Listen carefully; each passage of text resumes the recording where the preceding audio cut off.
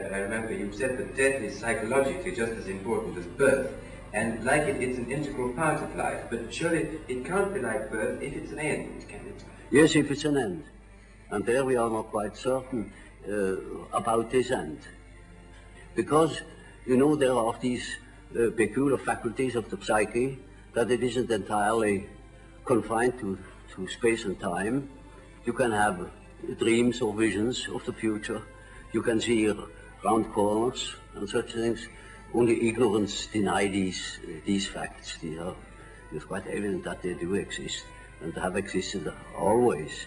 Now these facts show that the psyche, in part at least, is not dependent upon these confinements. And then what? When the psyche is not under that obligation to live in time and space alone, and obviously it doesn't, then to that extent the psyche is not submitted to those laws. And that means a practical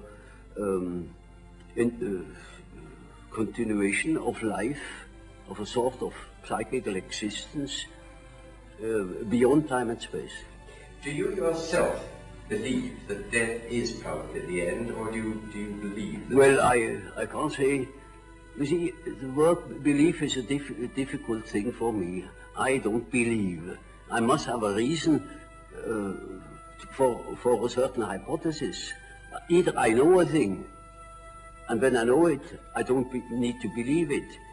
If I don't allow myself, for instance, to believe a thing just for the sake of believing it. I can't believe it. But when there are sufficient reasons for a certain hypothesis, I shall accept these reasons, naturally, and should say, we have to reckon with the possibility of so-and-so, you know. Well, now, you told us that we should regard death as being a goal, yes, and that to shrink away from it is to evade life and yes, life purposes. Yes. What advice would you give to people in their later life to enable them to do this, when most of them must in fact believe that death is the end of everything? Well, you see, I have treated many old people, and it's quite interesting to watch what the unconscious is doing with the fact that it is apparently threatened with a complete end. It disregards it. Life behaves as if it were going on.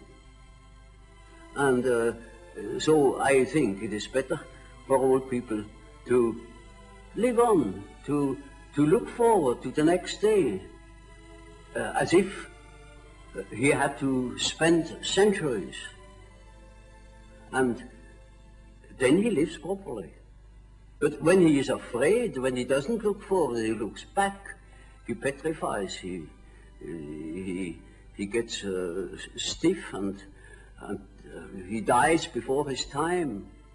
But when he is living on, looking forward to the great adventure that is ahead, then he lives. And that is about what the unconscious is intending to do. Of course, it's quite obvious that we are all going to die, and this is the sad finale of everything.